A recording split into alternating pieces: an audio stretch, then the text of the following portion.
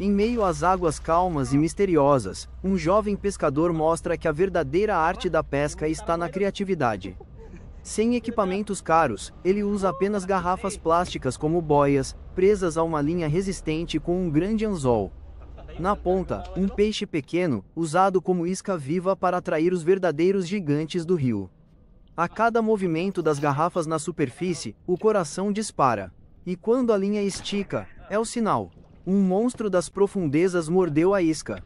Com força e paciência, o jovem trava uma batalha épica contra o peixe. E no final, prova que não é o equipamento que faz o pescador, é a inteligência, a coragem e o amor pela pesca.